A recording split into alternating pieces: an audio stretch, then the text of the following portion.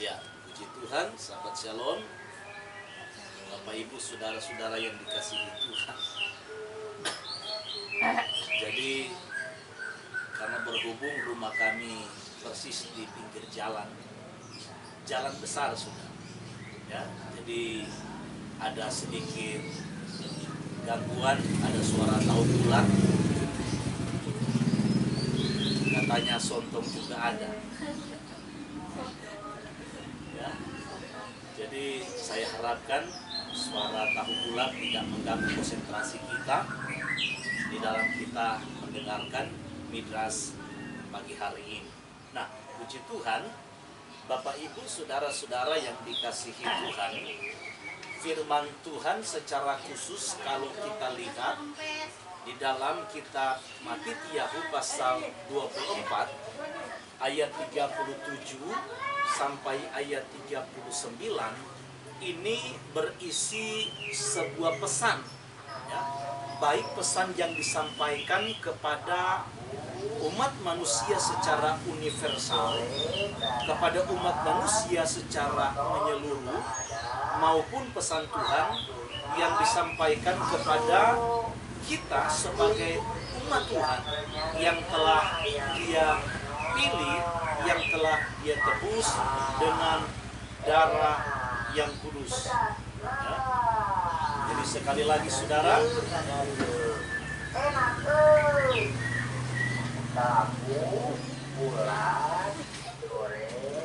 ya, saya ulangi lagi karena berhubung tahu bulatnya baru lewat. Jadi sekali lagi saudara-saudara, firman Tuhan yang kita baca dari kitab Matiyahu pasal 24 ayat 37 sampai 39 ini berisi sebuah pesan. Pesan yang ingin Tuhan sampaikan baik kepada manusia secara menyeluruh, ya, yang ada di kolong langit ini. Terlebih khusus pesan Tuhan ini disampaikan kepada kita, kepada saya dan saudara sebagai umat-umat Tuhan yang telah ditebus dengan pengorbanan Yeshua HaMashiach di atas kayu salib. Jadi sekali lagi saudara, Yeshua lewat tulisan para nabinya dan murid-muridnya, para rasulnya, telah meninggalkan pesan-pesan yang sangat penting bagi kita. Di antara pesan-pesan yang penting itu saudaraku, sebagaimana yang kita baca hari ini di dalam parasa, khususnya dari kitab Matiyahu pasal 24 ayat 37 sampai 39, yaitu tentang air bah di zaman Noah atau Nuh, yang merupakan bayangan awal dari kehancuran dunia pada akhir zaman. Sebagaimana saya bacakan sekali lagi saudara, ayat 37 sampai 39. Sebab sebagaimana halnya pada zaman Noah, demikian pula halnya kelak pada kedatangan Anak Manusia. Sebab sebagaimana mereka pada zaman sebelum air bah itu makan dan minum, kawin dan mengawinkan, sampai kepada hari Noah masuk ke dalam bahtera, dan mereka tidak menyadarinya, sampai air bah itu datang dan melenyapkan mereka semua. Demikian pula lah halnya kelak pada kedatangan Anak Manusia. Nah, Injil sinoptik yang lain saudara, dalam kitab Luka pasal 17 ayat 26 sampai 27 berkata begini. Dan sama seperti terjadi pada zaman Noah, demikian pula lah halnya kelak pada hari-hari Anak Manusia. Mereka makan dan minum, mereka kawin dan dikawinkan, sampai kepada hari Noah masuk ke dalam bahtera. Lalu datanglah air bah dan membinasakan mereka semua. Nah, puji Tuhan Bapak Ibu, saudara-saudara yang dikasihi, kita bisa melihat dalam pembacaan tadi bahwa kehidupan di dunia di antara para manusia pada waktu air bah itu datang melanda, ya, di zaman Noah, kehidupan manusia pada waktu air bah itu datang adalah kehidupan yang biasa, kehidupan yang normal seperti yang terjadi di dalam kehidupan kita saat ini, di mana kita bisa melihat di sana orang makan dan minum, orang kawin, mengawinkan dan dikawinkan. Jadi saudaraku, orang bekerja seperti biasa. Kehidupan di zaman Noah sebelum air bah itu datang itu sekali lagi adalah kehidupan biasa-biasa saja. Tidak ada kejadian-kejadian yang istimewa. Tidak ada tanda-tanda yang istimewa, tanda-tanda yang spesifik. Kejadian-kejadian yang menggoncangkan dunia pada waktu itu. Jadi saudara-saudaraku yang dikasihi Tuhan, tidak ada apapun yang mencurigakan. Dari zaman nenek moyang mereka, dari zaman Adam dan Hawa dan seterusnya, semuanya tetap sama. Aktivitasnya sama. Orang makan, minum, orang kawin, dikawinkan, orang membangun rumah, ya, orang bekerja, orang ke ladang, orang beternak, dan seterusnya. Jadi kehidupan di masa itu tidak beda jauh dengan kehidupan kita di zaman sekarang.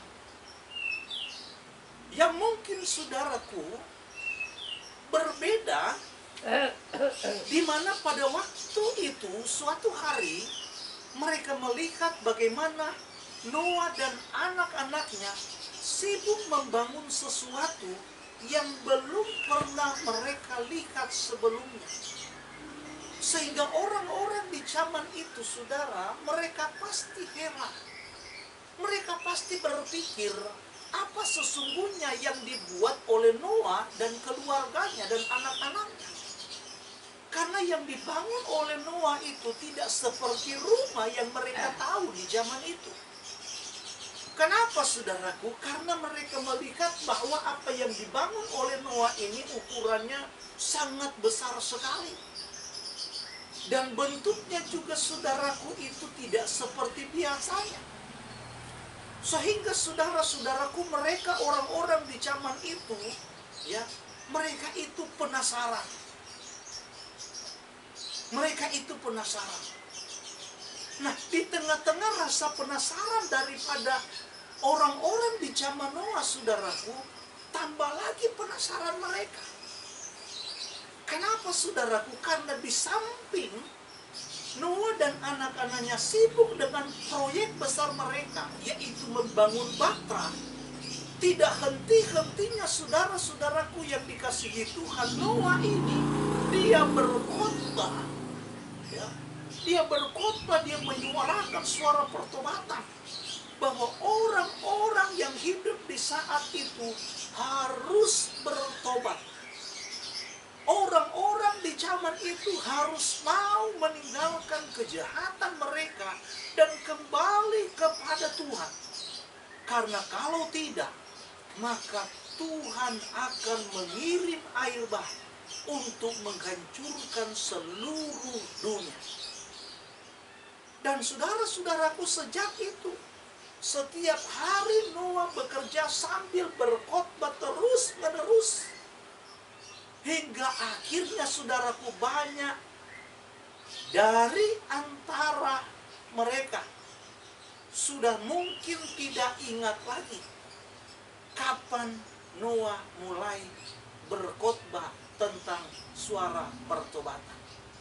Bahkan saudara-saudara, ada mungkin yang lahir dari generasi di zaman Noah. Dari dia lahir sampai datangnya peristiwa air bah itu, dia sudah mendengar Noah itu berkoar-koar. Dia berkhotbah, berteriak-teriak tentang suara pertobatan. Bahwa orang-orang itu harus meninggalkan segala kejahatannya dan kembali kepada Tuhan. Kenapa saudara? Karena firman Tuhan katakan di dalam Kejadian pasal 6 ayat yang ketiga. Ya, Kejadian 6 ayat yang ketiga. Di sana dibacakan, tolong Sasya bantu saya untuk baca. Kejadian pasalnya yang ke-6 ayat yang ketiga. Berfirmanlah Yahweh, Rohku tidak akan selama-lamanya tinggal di dalam manusia, karena manusia itu adalah daging, tapi umurnya akan 120 tahun saja. Saudaraku, Tuhan katakan Rohku tidak akan diam, tidak akan tinggal di dalam diri manusia saat itu. Ingat saudaraku, konteksnya Tuhan sedang bicara adalah manusia saat itu. Sehingga kalimat selanjutnya saudaraku, bahwa umurnya hanya akan sampai, sekali lagi saudaraku, umurnya hanya akan sampai 120 tahun. Itu bukan mengacu kepada umur manusia ya sampai sekarang. Tetapi yang dimaksud oleh Tuhan bahwa umur manusia tidak akan lebih 120 tahun adalah manusia di zaman itu. Dengan kata lain, Tuhan memberikan kesempatan kepada mereka, Tuhan memberikan kesempatan kepada orang-orang di zaman Noah untuk bertobat selama 120 tahun.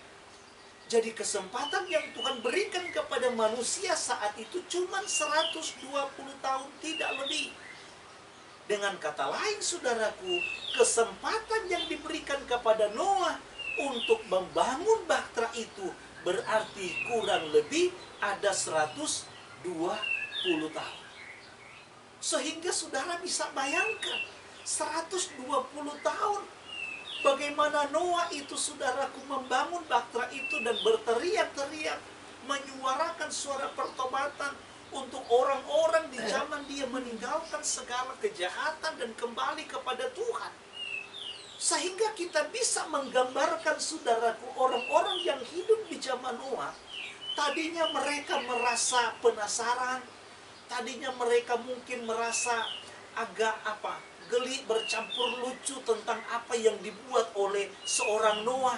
Karena memang tidak ada saudaraku tanda-tanda yang sesuatu yang hebat, sesuatu yang dahsyat, yang memang memberikan satu signal akan terjadi malapetaka atau bencana yang besar. Sehingga saudara-saudaraku yang dikasihi Tuhan, pada akhirnya karena begitu lamanya Noah berkhotbah dan Noah membangun bahtera itu, akhirnya saudaraku, orang-orang yang saat itu hidup di zaman Noah itu sudah mulai menjadi jengkel. Ya, jengkel. Kenapa? Karena bayangkan setiap hari Noah bilang bertobat. Coba saja saudaraku, kalau saudara bertemu dengan orang, ya, dengan seorang hamba Tuhan yang setiap kali memperingati saudara untuk bertobat. Tiap kali ketemu, sudah bertobat aja. Tiap kali ketemu, bertobat. Kembali ke jalan Tuhan yang benar. Tinggalkan segala kejahatan. Jangankan 120 tahun saudaraku, tiap hari mereka dengar. Ya, 1 minggu aja saudara ketemu sama si hamba Tuhan ini, terus tiap hari dia suruh saudara untuk meninggalkan jalan saudara yang jahat, ya, jalan saudara yang berdosa, ya, terus disuruh bertobat untuk kembali kepada Tuhan, maka pasti saudara akan sangat jengkel. Ya. Jadi sekali lagi saudara-saudaraku yang dikasihi Tuhan, itulah yang terjadi di zaman Noah. Sehingga akhirnya karena kejengkelan inilah saudara, dari yang tadi rasa penasaran, tadi rasa lucu, sekarang akhirnya berubah menjadi acu tak acu. Mereka udah tidak mempedulikan lagi saudaraku. Mereka mulai mengabaikan suara hati nurani mereka. Ya, kenapa? Karena mereka juga akhirnya mungkin menganggap bahwa Noah ini sudah gila. Ya, karena jelas 2 Kefas pasal 2 ayat yang ke-5 menuliskan bahwa Noah itu adalah seorang pemberita kebenaran, seorang pewarta kebenaran. Jadi sambil dia menjalankan proyek untuk membuat bahteranya saudaraku, ya, dia tetap dia tetap menyuarakan tentang suara pertobatan. Ya. Sehingga sekali lagi saudara, karena begitu lamanya Noah menyuarakan suara pertobatan, akhirnya membuat hati nurani daripada suara hati masyarakat yang hidup di zaman Noah ini, akhirnya lama-kelamaan pun akhirnya mati, alias mereka masa bodoh. Kenapa? Karena Mattityahu pasal 24 ayat 39 yang saya sudah bacakan tadi, saya tekankan sekali lagi. Mattityahu 24 ayatnya yang ke-39 bilang begini. Mereka tidak menyadarinya sampai air bah itu datang dan melenyapkan mereka semua. Jadi mereka tidak menyadari sampai peristiwa air bah itu datang. Kenapa? Karena hati nurani mereka sudah dibutakan. Mereka sudah mengabaikan suara hati mereka karena rasa jengkel. Akibat apa? Akibat suara pertobatan yang terus disampaikan oleh Noah di zaman itu. Nah, saudara-saudaraku yang dikasihi Tuhan, jadi ini adalah pesan khusus bagi kita. Kalau kita melihat pesan secara umum yang ingin disampaikan oleh firman Tuhan hari ini, ya, kepada dunia secara keseluruhan. Kita tahu bersama saudaraku bahwa semua orang, semua agama meyakini bahwa pasti dunia ini akan kiamat. Ya. Jadi sekali lagi saudaraku, dunia ini akan kiamat. Dan ini diyakini oleh hampir seluruh penduduk dunia, seluruh suku bangsa yang ada di dunia ini. Cuman kiamat dalam pengertian mereka, dalam pengertian setiap orang, pengertian setiap agama, pengertian setiap suku, ini versinya berbeda-beda, saudara. Ya. Ada yang berkata bahwa kiamat itu karena akan ada nanti bintang besar atau meteor yang jatuh ke planet bumi. Ya. Ada juga saudaraku yang beranggapan kiamat itu akan terjadi karena planet bumi ini akan bertabrakan, ya, dengan planet yang lain. Ya. Ada lagi saudaraku yang beranggapan bahwa akan terjadi ledakan yang besar dari dalam laut, sehingga akhirnya menimbulkan satu gempa yang hebat, menimbulkan satu gelombang yang besar, sehingga akhirnya akan menghabiskan seluruh penduduk yang ada di muka bumi ini. Jadi kita bisa melihat, saudara, bahwa seluruh dunia, seluruh penduduk, seluruh suku bangsa meyakini dengan adanya namanya kiamat. Ya, tetapi saudara-saudaraku yang dikasihi Tuhan, bagaimana kita sebagai umat Tuhan, ya, melihat dan menangkap pesan yang mau disampaikan oleh Tuhan, ya, tentang yang namanya akhir zaman. Sekali lagi saudaraku, pesan yang ingin Tuhan sampaikan tentang akhir zaman. Karena semua dunia, ternyata semua penduduk dunia meyakini tentang adanya kiamat atau tentang akhir zaman, akhir dari dunia ini. Ya. Hal yang pertama yang perlu kita tahu, saudara, bahwa Alkitab menyatakan kepada kita, Alkitab menekankan kepada kita bahwa ada yang namanya penghakiman atas dunia. Ada yang namanya proses pemeriksaan, di mana kitab-kitab catatan tentang kehidupan manusia dengan segala perbuatannya itu dicatat, ya. Dan itulah yang kita percaya bahwa segala sesuatu yang kita lakukan, baik buruknya, itu dicatat, ya, dicatat. Sehingga pada waktu penghakiman nanti, saudaraku, ya, pada waktu penghakiman nanti, disitulah kita baru tahu ketika Tuhan menyatakan keadilannya kepada setiap kita. Oh, kamu ini masuk dalam golongan orang fasik, sementara kamu masuk golongan orang benar. Kita nggak bisa protes sama Tuhan, karena apa yang kita lakukan Apa yang kita kerjakan, kita pikirkan, kita katakan, itu semua dicatat. Ya.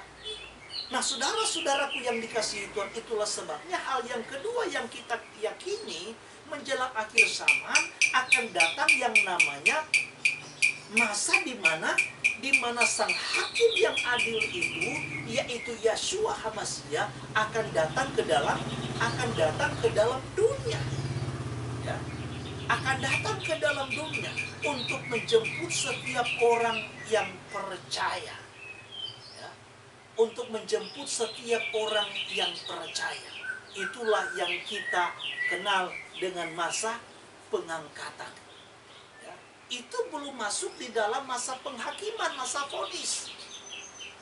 Ini masih masa pengangkatan. Masa pengangkatan ini dipersiapkan untuk memasuki, yaitu hal yang ketiga, poin yang ketiga, yaitu masa pemerintahan sang raja di dalam kerajaan seribu tahun damai.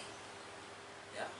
Baru setelah masa kerajaan 1000 tahun yang damai, baru masuklah di dalam masa poin yang keempat, yaitu masa eksekusi vonis, ya, di mana orang-orang yang benar itu akan hidup selama-lamanya bersama dengan Yeshua HaMasyiah.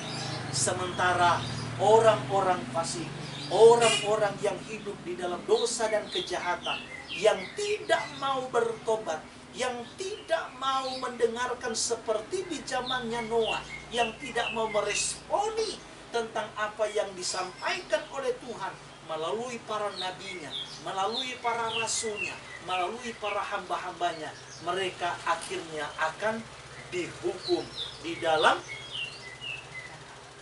api kekal, yaitu neraka. Nah, saudara-saudaraku, dari keempat proses ini, tentunya saudaraku semua memang penting. Tetapi yang paling penting, saudaraku, bagi kehidupan kita sebagai umat Tuhan, sebagai umat yang percaya, adalah hal yang pertama ini. Ya, hal yang pertama ini di mana setiap perbuatan kita, baik buruk kita, itu akan dicatat di dalam kitab. Ya. Jadi sekali lagi saudaraku, setiap perbuatan kita, baik dan buruk itu akan diteropong, akan dilihat. Bukan hanya sekedar yang kita lakukan, tetapi juga apa yang nampak, tetapi juga apa yang kita pikirkan yang tidak nampak. Apa yang muncul di dalam hati kita yang tidak mungkin orang lain tahu, tetapi Tuhan yang Maha mengetahui. Jadi segala sesuatu yang kita pikirkan, yang timbul dalam hati, yang kita ucapkan, yang kita kerjakan dan lakukan, itu akan diteropong oleh Tuhan. Ya. Itu akan diteropong oleh Tuhan, itu akan dicatat oleh Tuhan.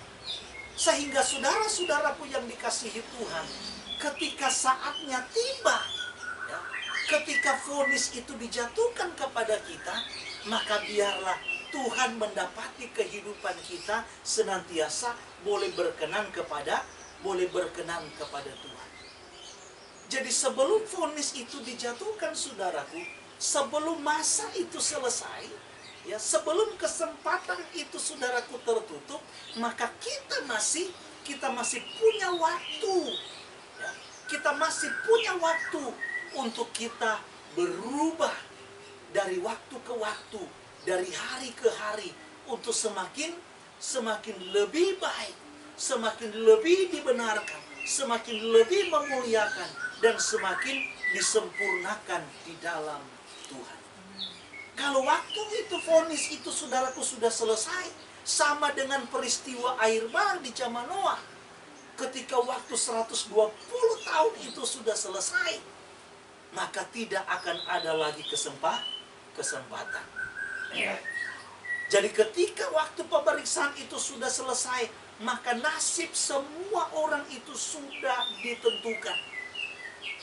Tidak ada lagi yang berubah, tidak ada lagi kesempatan. Baru kemudian langkah kedua, langkah ketiga, langkah keempat, ini merupakan hasil daripada langkah pertama yang kita langkah pertama yang kita capai, yang kita ambil. Jadi sekali lagi saudara, satu-satunya kesempatan yang ada untuk mengubah nasib kita, untuk mengubah keputusan itu, justru saat kita masih hidup. Ya. Kalau saudaraku di zaman Noah, ya, sama seperti yang saya bilang tadi, Kejadian 6 ayat yang ketiga, itu 120 tahun diberikan kesempatan. Ya. Kalau kehidupan kita ini berapa tahun? Berapa tahun Tuhan memberikan kita kesempatan? Itulah sebabnya saudaraku, syukuri, renungkanlah baik-baik bahwa kita sekarang berada di masa kemurahan Tuhan. Di masa pemeriksaan Sang Hakim itu. Dengan kata lain, jika kita mau bertobat saudaraku, maka masih ada waktu. Jika kita mau memperbaiki segala sesuatu saudaraku, masih ada waktu. Maka hari ini saya mau ingatkan dan katakan kepada kita, mumpung masih ada waktu, maka jangan kita menyia-nyiakan waktu kemurahan Tuhan ini. Seperti orang-orang di zaman Noah yang menolak, mengacukan, dan menganggap sepele waktu yang diberikan Tuhan ini. Sekali lagi Bapak Ibu Saudara, kita tidak tahu berapa lama waktu yang diberikan Tuhan kepada dunia sekarang ini. Kita tidak tahu berapa lama waktu yang diberikan Tuhan kepada masing-masing kita. Yang pasti saudaraku, yang pasti sekali lagi, secara individu, secara personal, waktu kemurahan Tuhan itu akan berakhir saat kita mati, saat kita menutup mata, saat kita sudah memasuki garis finish. Anggaplah saudara, ya, waktu Tuhan diberikan untuk dunia ini, untuk dunia, mungkin masih 200 tahun lagi. Tetapi kalau besok kita mati, kalau minggu depan kita mati, kalau bulan depan kita mati, berarti waktu bagi kita sudah berakhir saat kematian menjemput kita. Itulah saudara-saudaraku yang dikasihi Tuhan. Bagaimana supaya kita bisa diselamatkan seperti orang-orang di zamannya Noah? Ingat saudaraku, mereka bisa selamat jika mereka percaya kepada pekabaran Noah dan masuk ke dalam bahtera yang dibuat oleh Noah. Jadi saudaraku, percaya saja kepada pemberitaan, percaya saja kepada kebenaran, percaya saja kepada warta yang disampaikan. Itu tidaklah cukup, ya. Sekali lagi, tidaklah cukup. Tetapi saudaraku yang dikasihi Tuhan, kita juga harus senantiasa hidup menurut apa yang diperintahkan, apa yang diwartakan, apa yang disampaikan. Sama dengan orang-orang di zaman Noah. Tidak cukup mereka hanya percaya kepada apa yang diomongkan oleh seorang Noah, tetapi mereka juga harus meresponi dengan mereka masuk ke dalam bahtera ini. Nah, saudara-saudaraku yang dikasihi Tuhan, sekarang kita mau belajar bersama-sama tentang bahtera yang dibuat oleh Noah. Lalu bahtera yang dibuat oleh Noah ini, saudaraku, melambangkan apa? Ya. Karena bahtera itu kita tahu bersama dibuat oleh Noah sendiri, ya, berdasarkan petunjuk yang spesifik dari Tuhan. Kalau kita baca di sana dalam Kejadian pasal yang ke-16 ayat 14 sampai 16, ya, bagaimana di sana firman Tuhan katakan, buatlah bagimu sebuah bahtera dari kayu gofir. Bahtera itu harus kau buat berpetak-petak dan harus kau tutup dengan pakal dari luar dan dari dalam. Beginilah engkau harus membuat bahtera itu 300 hasta panjangnya, 50 dan seterusnya dan seterusnya. Nah, saudara-saudaraku yang dikasihi Tuhan, di dalam Alkitab terjemahan Indonesia dipakai sekali lagi kata atap. Ya. Dipakai kata atap sebagai penutup bahtera itu. Kalau dalam King James Version itu dipakai kata window. Ya. Kalau window artinya apa? Jendela. Ya. Jadi jendela. Kalau dalam bahasa Ibraninya itu dipakai kata sohar, ya, yang artinya lubang cahaya. Ya. Jadi ada atap, ada jendela, ada lubang cahaya. Ya. Tapi yang jelas saudaraku, lubang cahaya itu dibuat di bagian atapnya. Ya. Jadi sekali lagi, Tuhan sendirilah yang menentukan bahannya, Tuhan sendirilah yang menentukan ukurannya, dan Tuhan sendirilah yang menyuruh Noah untuk membuat satu lubang cahaya atau satu jendela, ya, di atap, atau satu lubang menjadi satu pintu, ya, menjadi satu lubang atau menjadi satu pintu. Nah, saudara bisa bayangkan, untuk bahtera yang sebesar itu, saudara, 30 hasta, ya, bayangkan saudara, ya, bahtera yang begitu besar hanya ada katanya satu lubang cahaya. Kalau saudara lihat model kapal laut sekarang, waduh, itu jendelanya banyak sekali, ya, jadi jendelanya banyak sekali. Perahu saja saudaraku itu jendelanya, lubang cahayanya itu atau buat sirkulasi udaranya itu banyak. Nah, saudara bisa bayangkan, ini bahtera yang begitu besar hanya ada satu lubang cahaya yang dibuat di atapnya sebagaimana yang Tuhan perintahkan. Dan tentunya kita berasumsi bahwa lubang cahaya itu tidak lain adalah pintu.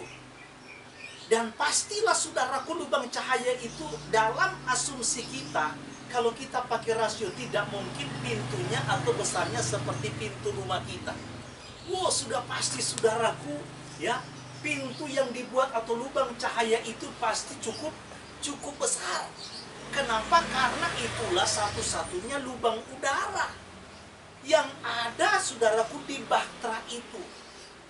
Dan saudara bisa bayangkan, yang masuk ke dalam bahtera itu, saudaraku, bukan hanya binatang-binatang yang kecil, tetapi juga saudaraku di sana ada binatang yang besar. Ya. Nah, kembali lagi saudara, ya, itulah sebabnya ini penting sekali bagi kita. Ya. Di dalam situlah, di dalam wadah itulah ditampung yang namanya Noah dan keluarganya, yang berjumlah 8 orang, dan seluruh ternak-ternak yang akhirnya diselamatkan ketika penghukuman Tuhan datang melalui peristiwa air bah. Nah, lalu saudaraku, bahtera itu melambangkan apa? Ya, bahtera itu melambangkan sebuah wadah. Sekali lagi saudaraku, bahtera itu melambangkan sebuah wadah. Dengan wadah itulah Bapa Yahweh menyelamatkan umatnya. Saya garis bawahi saudaraku, dengan wadah itulah Bapa Yahweh menyelamatkan umatnya. Jadi apakah wadah itu di zaman kita? Dengan apakah Tuhan mewadahi umatnya, gerejanya? Dan tentunya saudaraku, yang dimaksud wadah yang digambarkan dengan bahtera ini bukanlah gereja seperti mayoritas orang Kristen punya pemikiran. Ya. Jadi bukan saudaraku gerejanya, bukan organisasinya.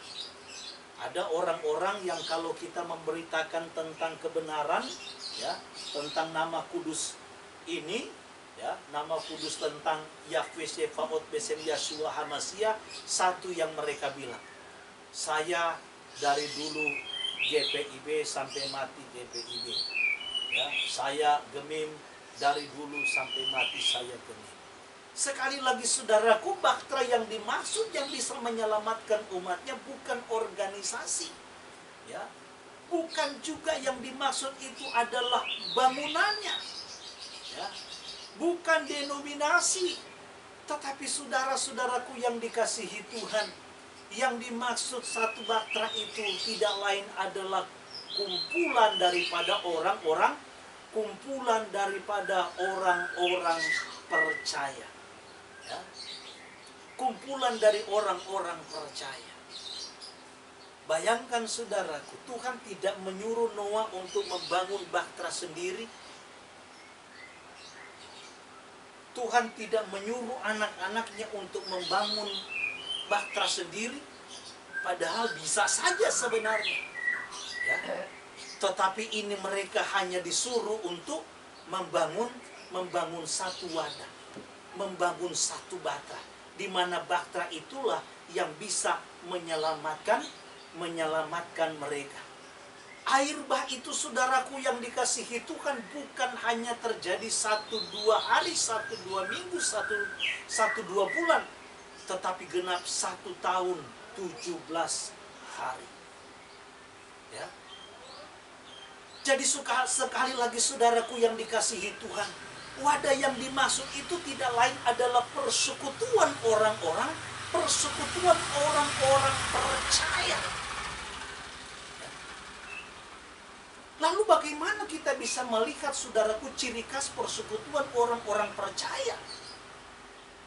Yang di dalamnya bisa menjadi wadah, sebuah tempat di mana umat Tuhan bisa diselamatkan. Di mana umat Tuhan bisa diselamatkan. Di dalam 2 Korintus pasalnya yang ke-11, ini seringkali saya angkat saudara. Tolong satu orang bantu saya untuk baca.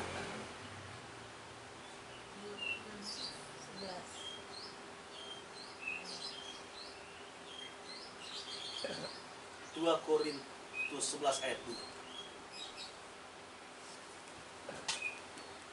Demikian firman Tuhan, sebab aku cemburu kepada kamu dengan cemburu ilahi, karena aku telah memperkenalkan kamu kepada satu laki-laki untuk membawa kamu sebagai perawan suci kepada manusia. Saudara perhatikan baik-baik. Kalau kita baca Wahyu pasalnya yang ke-12, maka di sana dijelaskan bahwa gereja Tuhan dilambangkan dengan seorang wanita. Sekali lagi Wahyu 12 di sana dilambangkan gereja Tuhan itu sebagai seorang wanita. Nah, dalam 2 Korintus saudaraku pasal 11 ayat yang kedua ini, dan wanita ini yaitu gereja Tuhan yang pertama yang dibentuk Tuhan di zaman Mose, ya, itu tidak lain adalah bangsa Israel. Jadi sekali lagi gereja Tuhan yang kudus, yang persekutuan yang saya bilang orang percaya, yang pertama kali dibentuk oleh Tuhan itu tidak lain adalah orang Israel. Di mana di zaman Mose mereka dipilih oleh Tuhan, ya. Mereka diangkat oleh Tuhan menjadi umat kesayangan, menjadi umat yang kudus, dan Tuhan membedakan mereka dengan bangsa-bangsa lain. Jadi inilah saudaraku cikal bakal gambaran gereja yang kudus. Nah, Rasul Saul dalam 2 Korintus pasal 11 ayat yang kedua ini mau mempersiapkan gerejanya, persekutuan orang-orang percaya. Jadi yang kita bicara orang percaya di sini persekutuan orang percaya, personnya, pribadinya, bukan organisasinya, bukan bangunannya. Kata Rasul Saul yang mempersiapkan katanya, ya, orang percaya itu seperti perawan suci yang dia mau pertunangkan. Artinya perawan suci ini berarti belum ternoda alias tidak bercacat celah. Nah, gereja pertama yang tidak bercacat celah, gereja pertama, ya, Yang dikuduskan oleh Tuhan, yang ditebus oleh Tuhan, itu tidak lain adalah orang Israel. Karena kepada mereka lah saudaraku dipercayakan hukum dan ketetapan Tuhan. Ya. Kepada mereka lah dijanjikan yang namanya keselamatan. Kepada mereka lah saudaraku sekali lagi diberikan yang namanya perjanjian kepada umat Israel. Jadi tolong ukurnya kembali lagi kepada orang Israel sebagai cikal bakal gereja yang kudus, gereja yang tidak bercacat celah. Ya. Itulah sebabnya saudaraku yang dikasihi Tuhan, kita bisa melihat bahwa ada tanda yang khusus yang diberikan kepada bangsa Israel untuk membedakan mereka dengan bangsa-bangsa lain. Jadi ada tanda untuk membedakan gereja yang kudus, gereja yang berkenan kepada Tuhan, yang merupakan wadah tadi sebagai gambaran dari Batra tadi, ya, dengan sekali lagi dengan gereja yang maaf dikata yang tidak dikuduskan, artinya tidak dipisahkan, tidak dipersiapkan oleh Tuhan untuk menjadi mempelainya. Dan tanda khas itu tidak lain adalah yang pertama, yaitu memiliki hukum-hukum Tuhan. Dan Wahyu ke-12 ayat 17 bilang begini. Wahyu 12 ayat 17. Maka marahlah naga itu kepada perempuan itu. Jadi perempuan itu adalah gereja Tuhan yang benar. Lalu pergi memerangi keturunannya yang lain yang menuruti hukum-hukum Tuhan dan memiliki kesaksian Yeshua. Jadi inilah dua tanda saudaraku, ya, tentang gereja yang benar, tentang wadah yang saya katakan tadi, yang gambaran daripada Batra itu. Jadi ciri khasnya itu adalah hukum-hukum Tuhan ada diberlakukan di sana. Hukum-hukum Tuhan ada dijalankan di sana. Dan yang kedua di sana itu memiliki kesaksian Yeshua HaMasiah. Nah, kalau kita bicara saudaraku tentang dua tanda sebagai ciri khas, ya, sebagai tanda pengenal kalau kita, ya, untuk gereja-gereja Tuhan sekarang, ya maaf dikata, ada banyak orang yang hanya menekankan tentang poin yang kedua, yaitu kesaksian tentang Yeshua. Tetapi poin yang pertama tentang hukum-hukum Tuhan mereka abaikan. Ada juga sebaliknya kelompok yang lain yang menekankan tentang hanya hukum-hukum Tuhan. Tetapi kesaksian Yeshua HaMasiah mereka abaikan, bahkan mereka buang. Tetapi kita bersyukur karena kita boleh menjadi gereja, kita boleh menjadi persekutuan orang-orang di mana di sana kedua hal ini kita berlakukan, kita jalankan. Hukum-hukum Tuhan kita jalankan. Kalau kita bicara hukum-hukum Tuhan, pasti semua gereja tahu hukum-hukum Tuhan. Persoalannya, pertanyaannya, apakah hukum-hukum Tuhan ini mereka jalankan apa tidak? Kan itu yang menjadi persoalan. Itulah sebabnya saudara-saudaraku yang dikasihi Tuhan, betapa hati kita sangat bersyukur karena kita menjadi komunitas, kita menjadi persekutuan, sekalipun mungkin kecil, sekalipun kita mungkin minoritas, tetapi kita bersyukur karena dua tanda, dua ciri khas ini sebagai pengenal umat Tuhan yang kudus, gereja Tuhan yang kudus, ini kita miliki. Ya. Wahyu 19 ayat 10. Tolong Ibu Gembala baca. Wahyu 19 ayat 10.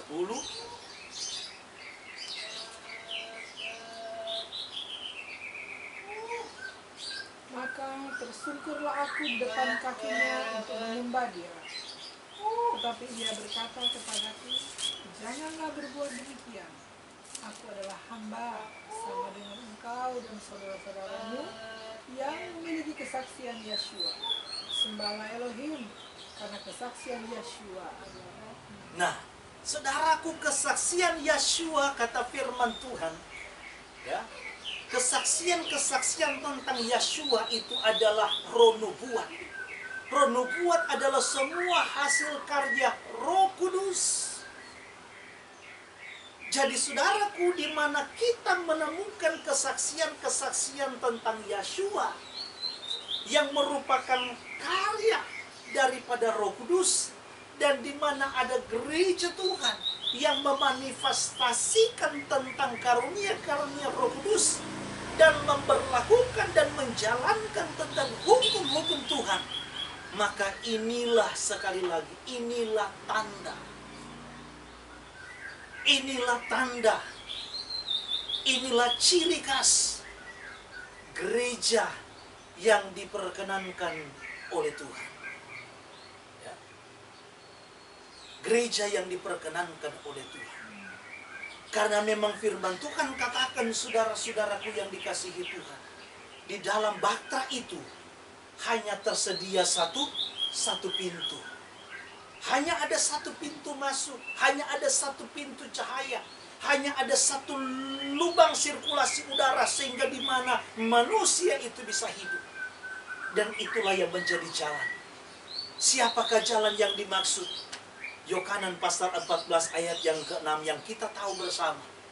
Bagaimana Yesus katakan, akulah jalan dan kebenaran dan hidup. Tidak ada seorang pun yang datang kepada Bapa kalau tidak melalui aku. Jadi jalan masuk ke dalam wadah itu, saudaraku, ke dalam persekutuan yang benar, ke dalam gereja Tuhan yang diperkenankan oleh Tuhan, itu harus melalui Yeshua HaMasiah. Karena Yeshua HaMasiah itu adalah pintu yang sesungguhnya. Ketika kita masuk di dalamnya, maka kita akan menemukan di dalamnya karunia-karunia Roh Kudus yang luar biasa. Ketika kita masuk di dalamnya, maka kita akan menemukan di sana hukum-hukum Tuhan yang memerdekakan setiap kita. Kisah pasal 4 ayat yang ke-12 bilang apa?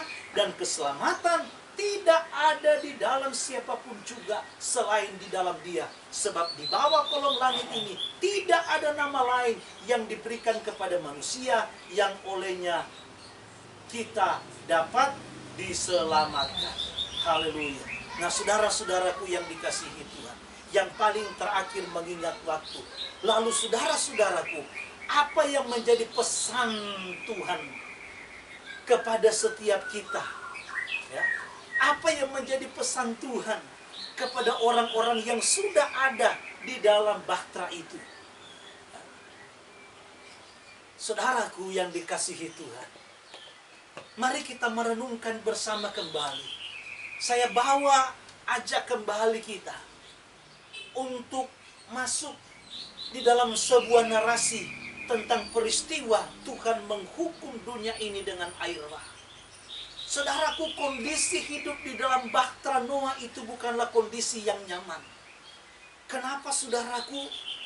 Karena mereka terkunci di dalam Bahtera selama 1 tahun lebih.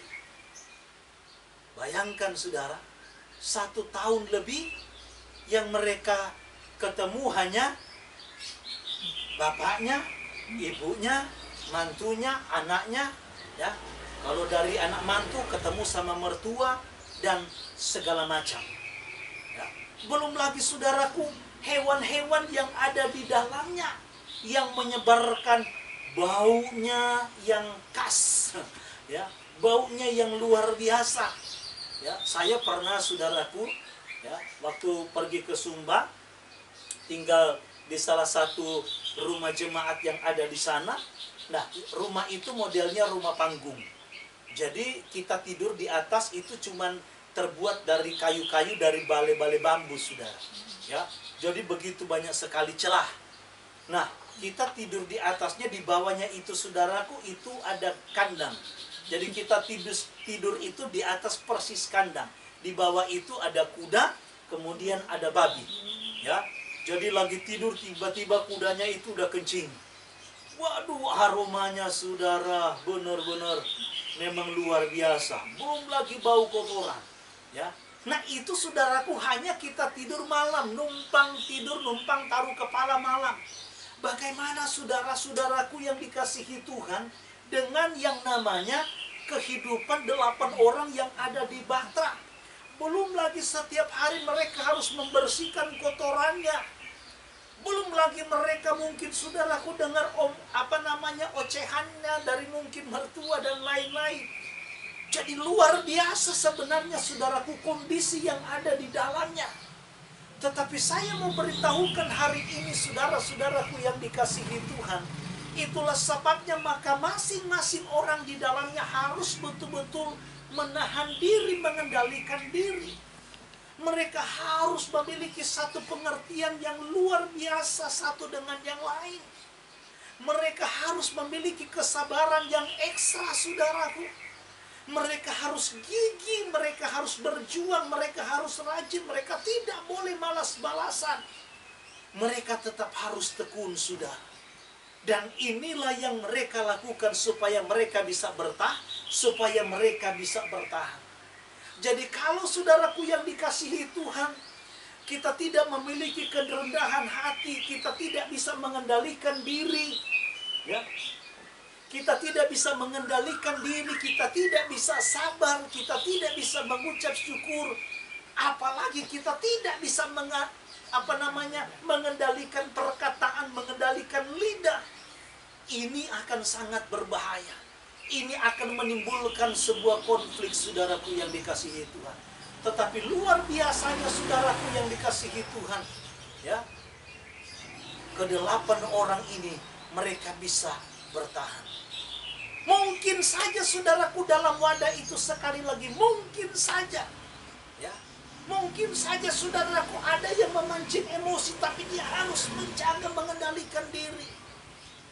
Mungkin ada saja saudaraku rasa lelah, rasa letih. Mungkin ada rasa bosan. Tetapi satu hal saudaraku yang saya mau ingatkan kepada kita hari ini. Ya, sekali lagi saudaraku, satu hal yang saya mau ingatkan kepada kita hari ini.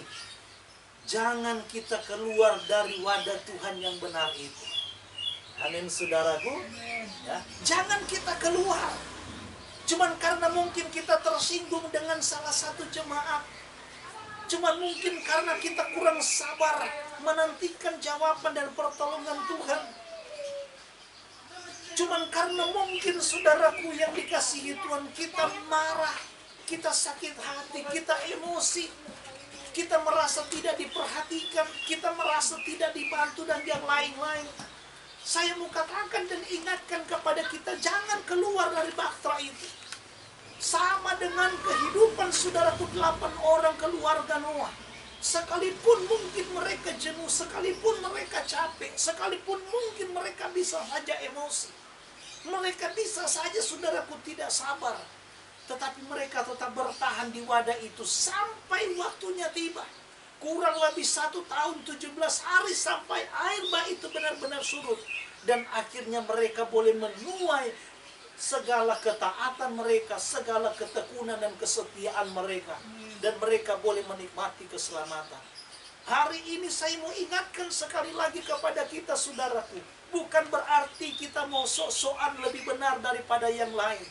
Tetapi inilah yang menjadi tolok ukur daripada firman Tuhan. Adakah gereja di sana, adakah komunitas di luar sana yang memberlakukan seperti apa yang dikatakan oleh firman Tuhan? Apa yang saya sampaikan ini. Di mana Yeshua HaMashiach menjadi kesaksian yang hidup. Menjadi roh nubuatan. Di mana hukum-hukum Tuhan diberlakukan dan diajarkan serta diterapkan di sana. Itulah sebabnya saudaraku saya mau katakan sekali lagi, mungkin gereja kita ini kecil, tetapi begitu kita bersyukur karena masih ada wadah, masih ada komunitas yang masih mau menjalankan dan memberlakukan hukum-hukum Tuhan, yang mau menyuarakan tentang kesaksian Yeshua HaMashiach sebagai jalan kebenaran dan kehidupan. Maka apapun yang terjadi, apapun kondisi kita boleh tidak nyaman, kondisi kita boleh tidak enak, tetapi kita jangan pernah meninggalkan wadah ini. Karena mungkin saja wadah inilah yang ditentukan Tuhan, ya, untuk membawa saudara dan saya, untuk membantu kita semua, untuk kita sampai kepada negeri perjanjian, kepada apa yang dijanjikan oleh Tuhan, yaitu keselamatan yang kekal. Nah, saudara-saudaraku yang dikasihi, itulah sebabnya mari kita kendalikan diri kita. Jangan sampai terjadi pertengkaran, jangan sampai terjadi perselisihan. Kita harus saling menjaga hati kita. Kita harus saling menjaga sikap kita. Kita harus saling menjaga perkataan kita. Agar supaya kita senantiasa boleh merasa nyaman, boleh merasa aman, terlebih ada damai sejahtera. Ya, terutama di tengah-tengah persekutuan kita di Kehilat Penua ini, kita boleh bersama-sama membangun iman, kita boleh bertumbuh bersama-sama dan mencapai kedewasaan bersama-sama sampai Yeshua datang kedua kali. Amin. Tuhan kiranya memberkati kita semua, dan biarlah sampai Yeshua datang, Dia mendapati kita semua tidak bercacat celah di hadapannya. Haleluya.